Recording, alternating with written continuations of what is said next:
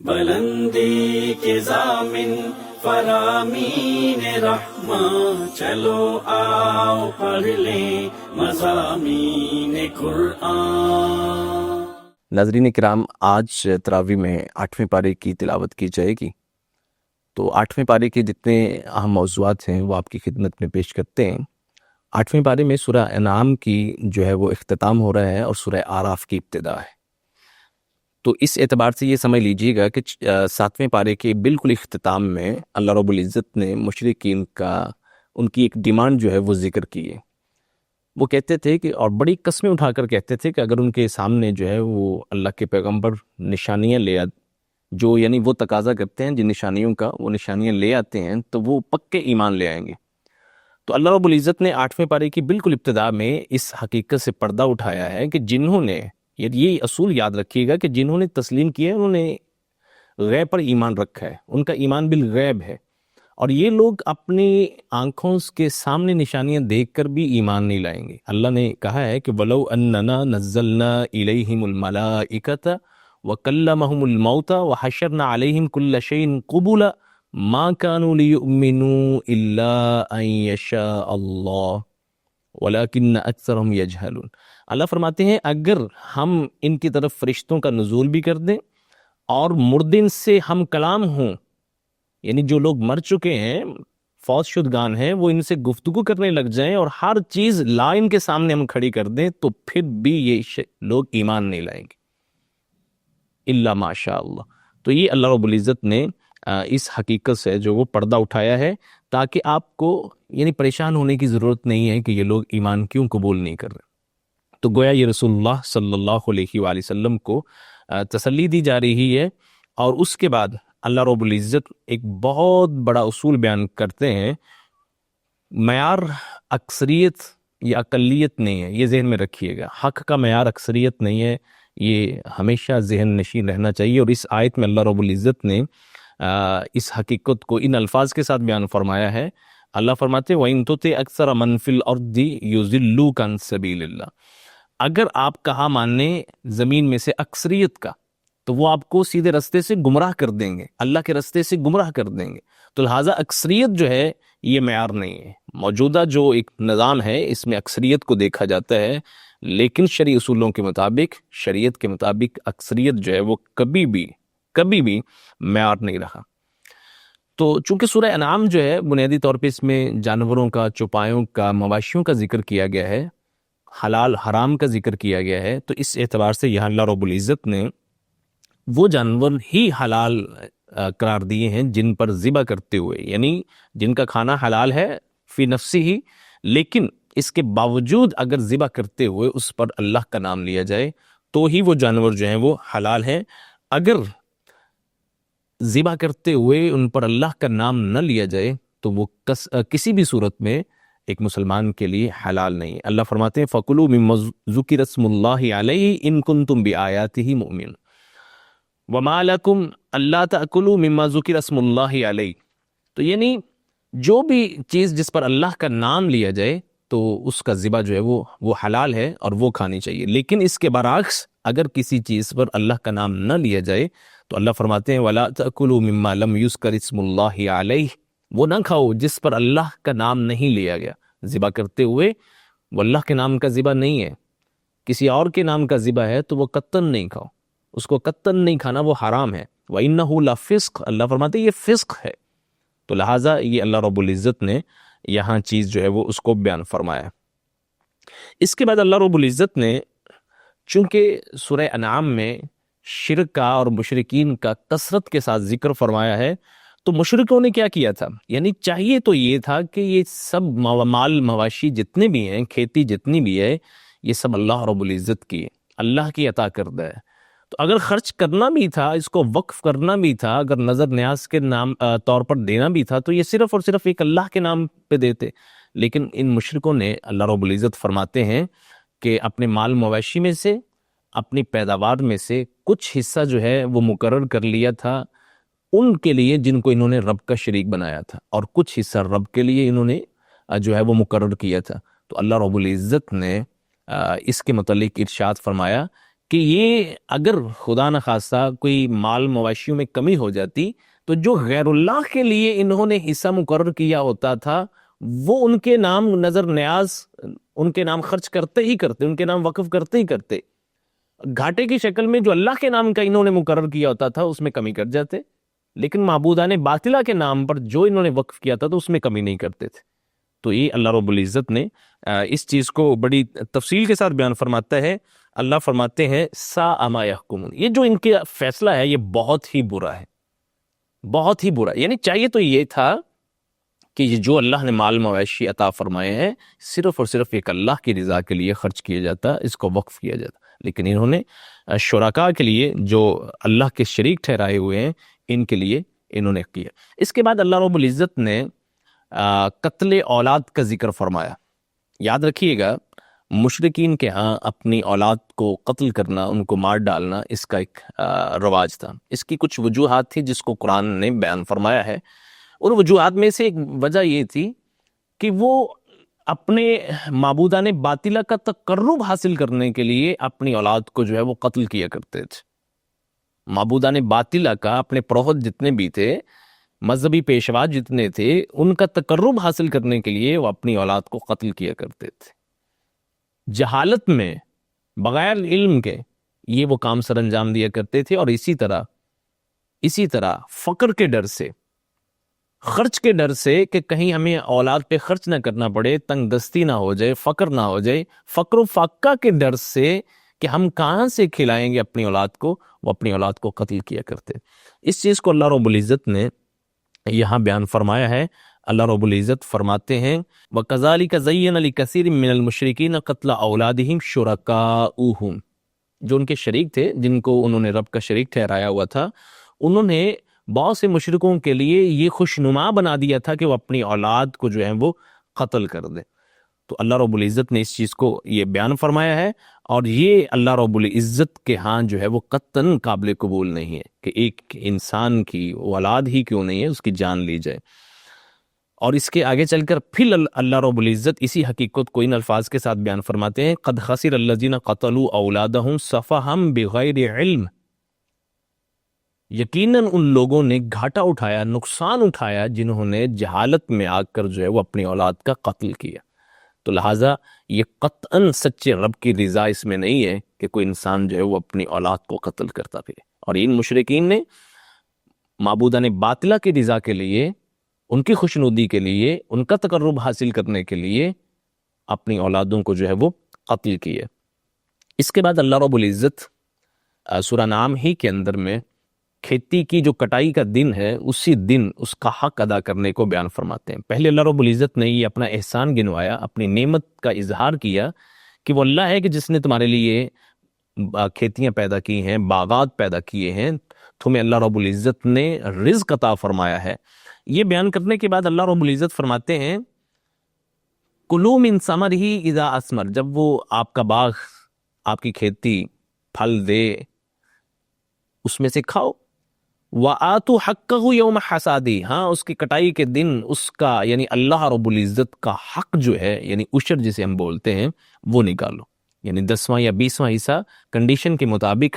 اگر آسمان کے پانی سے، چشموں کے پانی سے کوئی زمین جو ہے سیراب ہو رہی ہے تو اس میں سے 10واں حصہ، اگر کھینچ کر محنت اور مشقت سے یا خرید کر پانی لگایا جا رہا ہے تو اس میں سے جو ہے وہ 20واں حصہ اللہ کی راہ میں جو ہے وہ خرچ کرنا ہے۔ ظاہری بات ہے اللہ کو ضرورت تو نہیں، اور یہ جو اللہ کی راہ میں نکالا جا رہا ہے عشر، یہ اللہ ہی کے بندوں میں جو ہے وہ مستحقین میں ہی خرچ کیا جا رہا ہے، اور دین کے کاموں میں اس کو خرچ کیا جاتا ہے۔ تو یہ اللہ رب العزت نے اس حقیقت کو یہاں بیان فرمایا ہے۔ اور اس کے بعد اللہ رب العزت نے یہودیوں کا تذکرہ اس لحاظ سے کیا ہے کہ ان پر حلال جانوروں کی چربی حرام قرار دی گئی تھی، اور ناخن والا کوئی بھی جانور جو ہے وہ ان پر حرام قرار دیا تھا۔ یہ حرام قرار دیے جانے کی بنیادی وجہ کیا تھی اس کو اللہ رب العزت نے خود ان الفاظ کے ساتھ بیان فرمایا ہے۔ اللہ فرماتے ہیں ذالک جزیناہم ببغیہم، یہ ان کی سرکشی کی وجہ سے ہم نے ان کو یہ بدلہ دیا تھا۔ تو انسان جو ہے اگر اللہ رب العزت کے احکامات کے معاملے میں سرکشی اور بغاوت پر اتر آتا ہے تو اللہ رب العزت جو ہے وہ پھر اس طرح کی سزائیں جو ہیں وہ دیتے ہیں. تو یہودیوں کے ساتھ یہی ہوا.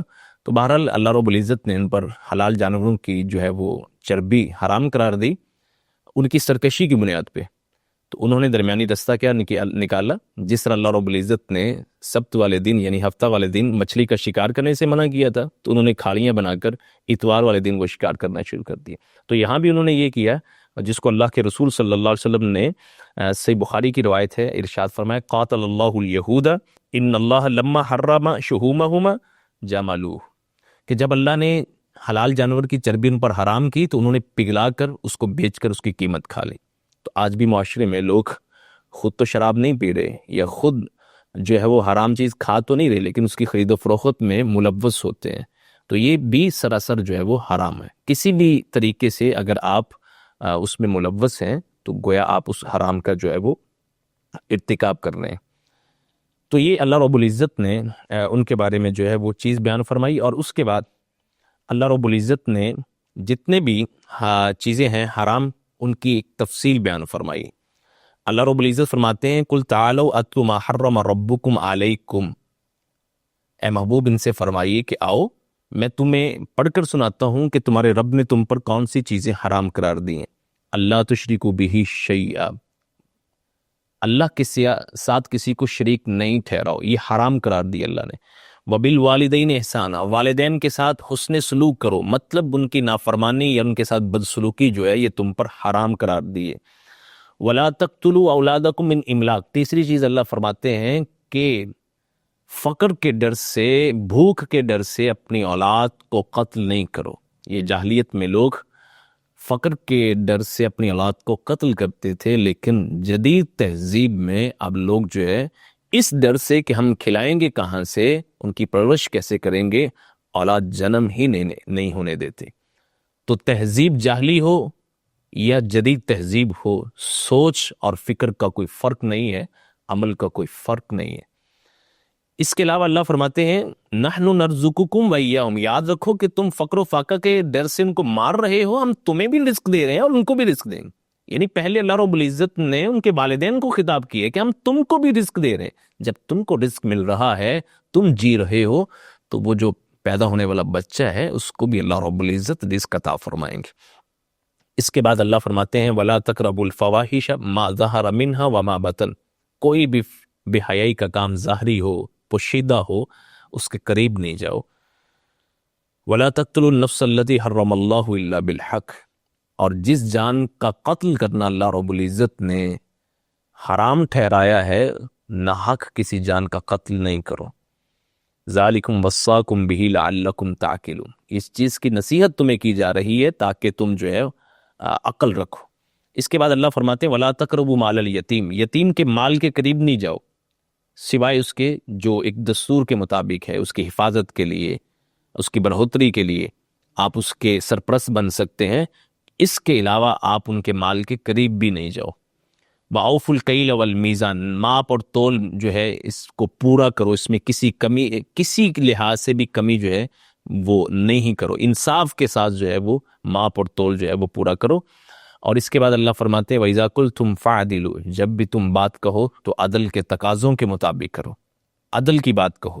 وَلَوْ كَانَ ذَا قُرْبَىٰ، اگرچہ اس کا وکٹم جو ہے وہ آپ کا قریبی رشتہ دار ہی کیوں نہیں ہے. جب بات عدل کی آئے، بات فیصلے کی آئے تو عدل کے تقاضوں کو پورا کرتے ہوئے جو ہے وہ فیصلہ کرنا ہے. اس فیصلے کی بھیڑ بھلے آپ کا کوئی قریبی رشتہ دار ہی کیوں نہیں ہو. وَبِعَهْدِ اللَّهِ أَوْفُوا، اور اللہ سے کیے ہوئے جتنے وعدے ہیں ان کو پورا کرو. تو یہ سب چیزیں اللہ رب العزت نے یہاں گنوائی ہیں. اور اس کے بعد اللہ رب العزت نے اسلام کے علاوہ کوئی رستہ ہدایت کے لیے اگر کوئی چاہے کہ میں اس رستے پر چل کر ہدایت حاصل کر سکتا ہوں، اللہ رب العزت نے اس کے بارے میں واضح ارشاد فرما دیا. اللہ فرماتے ہیں وَأَنَّ هَذَا صِرَاطِي مُسْتَقِيمًا فَاتَّبِعُوهُ، کہ یہ میرا سیدھا رستہ ہے، اس کی اتباع کرو، اس کی پیروی کرو. وَلَا تَتَّبِعُوا السُّبُلَ فَتَفَرَّقَ بِكُمْ عَنْ سَبِيلِهِ ذَلِكُمْ وَصَّاكُمْ بِهِ لَعَلَّكُمْ تَتَّقُونَ.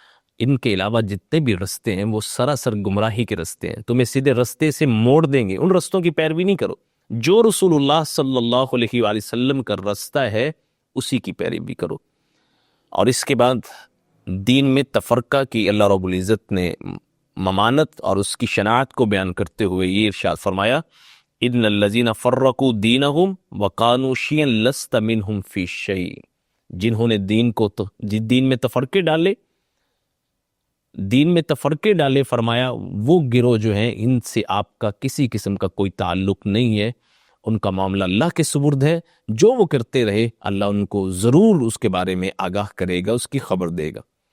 اور اس کے بعد ایک بہت ہی امید افزا جو ہے، حوصلہ افزا جو ہے وہ آیت کریمہ ہے، اور یہ اللہ رب العزت کی رحمت ہے، اس کی شان ہے کہ جس میں اللہ رب العزت نے ایک نیکی جو ہے اس کے لیے 10 گنا اجر کا جو ہے وہ اعلان فرمایا ہے، اور جبکہ اس کے مقابلے میں برائی جو ہے وہ 1 گنا ہی۔ اللہ فرماتے ہیں من جاء بالحسنۃ فلہ 10 امثالہ، جو کوئی نیکی کرے گا 10 گنا اس کا اجر پائے گا، ومن جاء بالسیئۃ فلا یجزى الا مثلہا، جو بھی کوئی برائی کا ارتکاب کرے گا اسی برائی کے مطابق ہی اس کو اس کی سزا جو ہے وہ ملے گی، اور کسی قسم کا اس پہ کوئی ظلم نہیں کیا جائے گا۔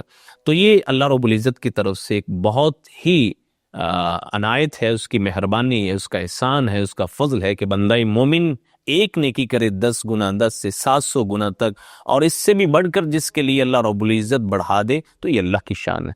اور آخر میں اللہ تعالیٰ نے سورہ انعام میں ایک مسلمان کا جو طرز زندگی ہے اس کی وضاحت فرمائی۔ وہ کیا ہے کہ قل ان صلاتی و نسکی و محیای و مماتی للہ رب العالمین، یعنی انسان، ایک بندہ مومن جو سانسیں جی رہا ہے، جو زندگی گزار رہا ہے، اس میں اور ایک کافر کے جینے میں فرق یہ ہے کہ مومن جو ہے وہ زندگی صرف اور صرف ایک اللہ کے لیے، جو کہ جہانوں کا رب ہے، اس کے لیے گزارتا ہے۔ اللہ فرماتے ہیں محبوب فرما دیجئے بے شک میری نماز، میری قربانی، میری زندگی اور میری موت للہ، اللہ کے لیے ہے کہ جو کہ جہانوں کا رب ہے۔ تو یہ مسلمان کا ایک طرز زندگی، ایک مومن کا طرز زندگی ہونا چاہیے کہ اس کے شب و روز، اس کا اٹھنا بیٹھنا، اس کا سونا جاگنا، اس کا کھانا پینا، زندگی کے تمام معاملات جو ہیں وہ اللہ کے لیے ہونا چاہیے۔ اور اللہ کے لیے کیوں ہونے چاہیے؟ اس لیے کہ اللہ جہانوں کا رب ہے، جہانوں کا مالک ہے، جہانوں کا حاکم ہے، جہانوں کا مربی ہے، پالنے والا ہے۔ جب وہ حاکم ہے، وہ مالک ہے، وہ مربی ہے، تو پھر انسان کی ساری زندگی جو ہے وہ اللہ ہی کے لیے ہونی چاہیے۔ اس کے بعد 8ویں پارے میں سورہ آراف کا جو ہے اس کی ابتدا ہے، اور آراف یاد رکھیے گا کہ ایک مقام کا نام ہے جو جنت اور جہنم کے درمیان میں ہے۔ تو یہاں بھی کچھ لوگ جو ہیں وہ ٹھہرائے جائیں گے، ایک طرف سے وہ جنت دیکھ رہے ہوں گے اور ایک طرف سے وہ جہنم دیکھ رہے ہوں گے۔ جنت کو دیکھیں گے تو اللہ کا ہے، اللہ کی نعمتوں کو یاد کریں گے، اور جہنم دیکھیں گے تو وہ اللہ سے عذاب کی پناہ مانگیں گے۔ اور تو یہ آراف کا جو مقام ہے اس کا تذکرہ کیا گیا ہے، اس مناسبت سے اس سورت کا جو نام ہے سورہ آراف رکھا گیا ہے۔ اس میں اللہ رب العزت نے اتباع اور فرما برداری کے حوالے سے یہ چیز بیان فرمائی ہے کہ جو تمہاری طرف، تمہارے رب کی طرف سے نازل ہوا ہے اس کی اتباع کرو، اس کی پیروی کرو۔ وَلَا تَتَّبِعُوا مِن دُونِهِ أَوْلِيَاءَ، اور اللہ کے سوا جتنے بھی اولیاء ہیں، جتنے بھی سرپرست ہیں، یا جتنے بھی آپ سمجھ سکتے ہیں کہ وہ پیشوا ہیں، جتنے بھی جن کو آپ دین میں یا دنیا میں، دنیاوی معاملات میں اپنا پیشوا سمجھتے ہیں، ان کی پیروی نہیں کرو۔ پیروی صرف اور صرف ایک اللہ رب العزت کی نازل کردہ شریعت کی ہے۔ تو اس چیز کو اللہ رب العزت نے یہاں بیان فرمایا ہے۔ اور اس کے بعد اللہ رب العزت نے تفصیل کے ساتھ، جیسا کہ سورہ البقرہ میں حضرت آدم کا اور ابلیس کا قصہ بیان کیا تھا، تو یہاں پھر تفصیل کے ساتھ اللہ رب العزت نے ابلیس کا اور حضرت آدم علیہ السلام کا جو ہے وہ قصہ بیان فرمایا۔ اس میں بنیادی طور پر یہ بات اللہ رب العزت نے بیان فرمائی کہ جب ابلیس کو، یعنی شیطان کو یہ حکم دیا گیا کہ حضرت آدم کو سجدہ کرو، تو اس نے سجدے سے انکار کیوں کیا تھا؟ یہ خناس اس کے ذہن میں بیٹھا تھا کہ انا خیر منہ، میں اس سے بہتر ہوں، خلقتنی من نار و خلقتہ من طین، تو نے مجھے آگ سے پیدا کیا ہے اور اس کو مٹی سے پیدا کیا ہے۔ ناظرین کرام، یہ خناس تھا جو ابلیس کے ذہن میں بیٹھا تھا۔ وہ حاکم کی طرف نہیں گیا، کہ حکم کس حاکم کا ہے، اللہ احکم الحاکمین کا حکم ہے، اس کی طرف اس کا دھیان نہیں گیا. وہ اس بات پر اعتراض ہوا، وہ معترض ہوا، اعتراض کرنے لگا کہ میں بہتر ہوں تو میں سجدہ کیوں کروں. اور یہ بہتری کا معیار بھی اس کا اپنا تھا جو کہ در حقیقت نہیں تھا. وہ سمجھتا تھا کہ آگ سے تخلیق جو ہے یہ بہتری کا معیار ہے، اور مٹی سے تخلیق جو ہے یہ کمتری کا معیار ہے، یہ اس کا اپنا معیار تھا. وہ اپنے آپ کو سپیریئر سمجھ بیٹھا تھا، جبکہ آدم علیہ الصلوۃ والسلام جن کی تخلیق مٹی سے ہوئی تھی ان کو انفیریئر سمجھ بیٹھا تھا. یہی خناس تھا کہ جس کی بنیاد پر اللہ رب العزت نے اس کو جنت سے دیس نکالا دیے. قال فاہبط منہا، نکل جا یہاں سے. اور اللہ رب العزت نے اس کو جنت سے نکال دیا اور فرمایا فخرج انک من الصاغرین، نکل یہاں سے، تو ذلیل و رسوا ہونے والا ہے. تو اس کے بعد اس نے اللہ سے مہلت مانگی، انذرنی الی یوم یبعثون، قیامت تک کے لیے مجھے مہلت دے دے، زندگی دے دے. قال انک من المنظرین، اللہ نے اس کو مہلت دے دی. اب جب اللہ نے اس کو مہلت دی تو اس کے بعد وہ اللہ سے ہم کلام ہوتا ہے.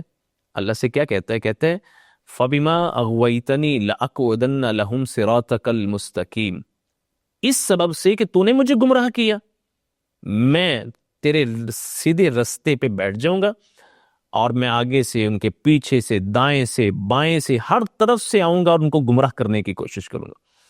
اور چیلنج کرتے ہوئے اللہ کو کیا فرماتا کہتا ہے وَلَا تَجِدُ أَكْثَرَهُمْ شَاكِرِينَ، تو نہیں پائے گا ان میں سے اکثر کو اپنا فرما بردار، شکر گزار. وہ سب تیرے نافرمان ہوں گے. ان میں سے اکثریت انسانوں کی وہ تیری نافرمان ہوگی، تیری شکر گزار نہیں ہوگی. تو یہ شیطان نے جو ہے وہ چیلنج کیا، اور اس کے بعد اللہ رب العزت نے اس کو یہ ان الفاظ کے ساتھ ڈانٹ پلائی. اللہ فرماتے ہیں اخرج منہا مذءوما مدحورا، ذلیل و رسوا ہو کر یہاں سے نکل جا. لمن تبعک منہم لأملأن جہنم منکم اجمعین، جو بھی تیری پیروی کرے گا ان سب سے میں جہنم کو بھر کے رکھ دوں گا.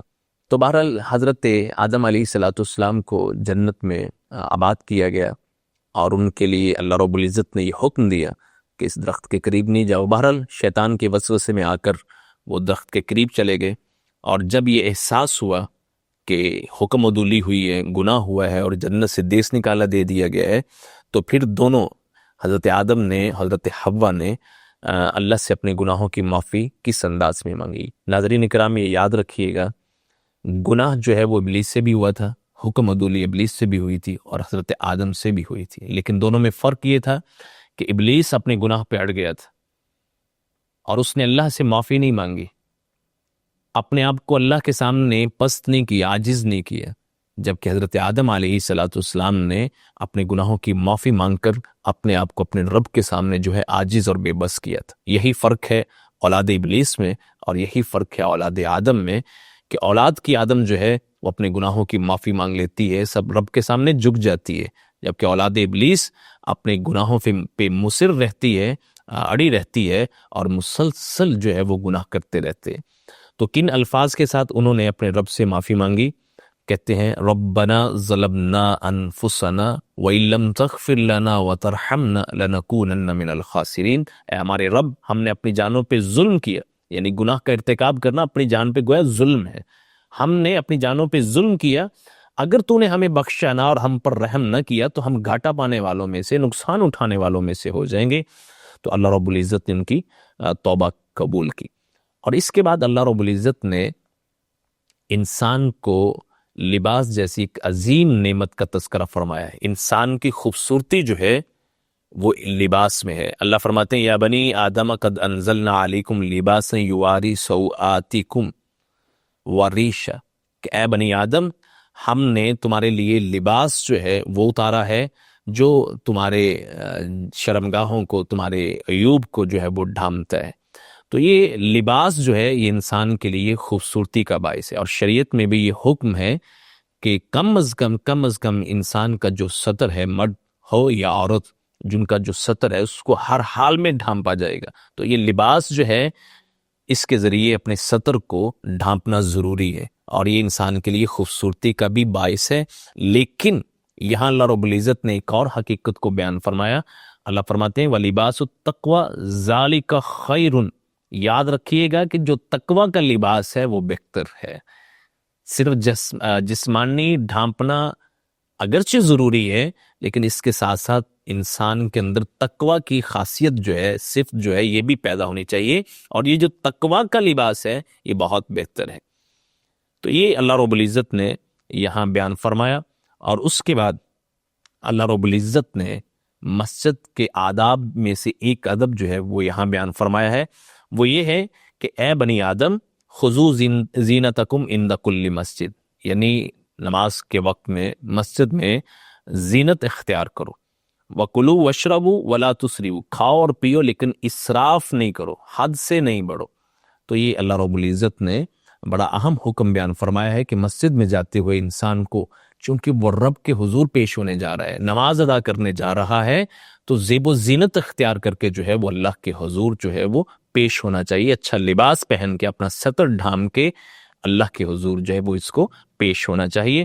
اور کھانے پینے کے معاملات میں اسراف نہیں کرنا چاہیے۔ اسراف کا مطلب یہ ہے کہ ضرورت سے زائد، حد سے جب انسان بڑھتا ہے تو یہ اسراف ہے، اور اللہ فرماتے ہیں انہ لا یحب المسرفین، اللہ اسراف کرنے والوں کو جو ہے وہ پسند نہیں فرماتے۔ اور اس کے بعد پھر اللہ رب العزت نے بے حیائی کا ذکر فرمایا کہ بے حیائی ظاہری ہو یا باطنی، کسی بھی لحاظ سے اللہ رب العزت کو یہ پسند نہیں ہے، اور اللہ رب العزت نے اس کو حرام قرار دے دی ہے۔ اور اس کے بعد اللہ رب العزت نے جنتیوں اور جہنمیوں کا مکالمہ جو ہے اس کو بیان فرمایا ہے۔ اللہ رب العزت ارشاد فرماتے ہیں وَنَادَا أَصْحَابُ الْجَنَّةِ أَصْحَابَ النَّارِ، جنتی جہنمیوں کو آواز دیں گے، پکاریں گے ان کو، ان قد وجدنا ما وعدنا ربنا حقا، اللہ اکبر، جو ہمارے رب نے ہم سے وعدہ کیا تھا نا، ہم نے اس کو سچا پا لیا ہے۔ فہل وجدتم ما وعد ربکم حقا، کیا تم نے بھی اپنے رب کے وعدوں کو سچا پا لی ہے؟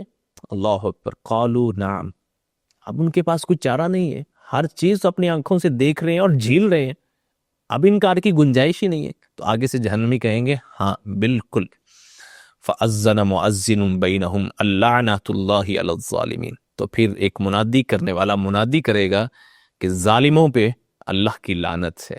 تو یہ مکالمہ قیامت کے دن جنتی جہنمیوں سے کریں گے۔ ظالم کون ہیں؟ اللہ رب العزت نے ان کی یہ صفت بیان فرمائی، ان کے اوصاف بیان فرمائے، الذین یصدون عن سبیل اللہ ویبغونہا عوجا، جو اللہ کے رستے سے روکتے تھے اور اس میں ٹیڑھا پن اختیار کرتے تھے۔ یہ اللہ کے رستے سے روکنا، ہر وہ عمل جس کی بنیاد پہ آپ کسی کو اللہ کے رستے سے روک رہے ہیں، یہ ظالموں کی نشانی ہے، اور یہ ظلم ہے، اور اس کو اللہ رب العزت معاف نہیں فرمائیں گے۔ تو یہ اللہ رب العزت نے اس کے بعد جہنمیوں کا ذکر فرمایا۔ جہنمی کیا کہیں گے؟ وَنَادَا أَصْحَابُ النَّارِ أَصْحَابَ الْجَنَّةِ، اب جہنمی جنتیوں کو کہہ رہے ہیں، کیا کہہ رہے ہیں؟ ان افیضوا علینا من الماء، اللہ اکبر، جو جہنم کی شدت ہے، عذاب کی شدت ہے، وہ جنتیوں سے ریکویسٹ کریں گے کہ جنت کا پانی ہم پہ بہا دو، کچھ تو ہمیں سکون ملے۔ او مما رزقکم اللہ، جو اللہ نے تمہیں نعمتیں عطا فرمائی ہیں، جو رزق جنت کا اللہ نے تم کو عطا فرمایا ہے، اس میں سے ہمیں دے دو۔ قالوا ان اللہ حرمہما علی الکافرین، جنتی کہیں گے کفر کرنے والوں پہ، انکار کرنے والوں پہ اللہ نے یہ جنت کی نعمتیں، آسائشیں جو ہیں حرام قرار دے دی ہیں، اب تم کو نہیں مل سکتی۔ کافر کون؟ اللہ ان کے اوصاف گنواتے ہیں، الذین اتخذوا دینہم لہوا ولعبا، جنہوں نے دین کو کھیل اور تماشا بنا رکھا تھا، وغرتہم الحیات الدنیا، اور دنیا کی زندگی نے ان کو دھوکے میں مبتلا کر رکھا تھا، وہ سمجھ بیٹھے تھے کہ یہی سب کچھ ہے، ہمیں دنیا شاید چھوڑنی نہیں ہے، لہو لاب میں، کھیل تماشے میں مصروف تھے، اور زندگی کے بارے میں وہ دھوکے میں مبتلا ہو چکے تھے۔ ایسے لوگوں کو اللہ کی جنتوں کی آسائشیں، نعمتیں جو ہے وہ نہیں ملیں گی۔ تو یہ اللہ رب العزت نے تفصیل کے ساتھ بیان کرنے کے بعد مختلف اقوام کا جو ہے وہ یہاں قصہ اللہ نے بیان فرمایا ہے۔ حضرت نوح علیہ السلام کی قوم، اور اس کے بعد حضرت ہود علیہ السلام کی قوم عاد، اس کا تذکرہ اللہ نے فرمایا، اور اس کے بعد حضرت صالح علیہ السلام کی قوم سمود کا تذکرہ فرمایا، اور حضرت لوط کی قوم جو ہے ان کا تذکرہ بیان فرمایا، اور کس طرح انبیاء کی مخالفت، حق سے روح گردانی کی بنیاد پر اللہ رب العزت نے ان کو دنیا میں ہی تباہ و برباد کر کے رکھ دیا۔ یہ سارا قصہ جو ہے یہ قصے جو ہیں انبیاء سابقہ کے، ان کی امتوں کے، اللہ رب العزت نے یہاں بیان فرمائے ہیں، اور اس سے یہاں پہ 8ویں پارے کا جو ہے وہ اختتام ہوتا ہے، اور ابھی انبیاء کے یہ قصے چل رہے ہیں، اور یہاں سے 9ویں پارے کی جو ہے وہ ابتدا ہو رہی ہے حضرت شعیب علیہ السلام کی قوم، اور حضرت شعیب کے قصہ سے انشاءاللہ یہ کل بیان کیا جائے گا۔ وَأَقُولُ قَوْلِي هَٰذَا أَسْتَغْفِرُ اللَّهَ لِي وَلَكُمْ۔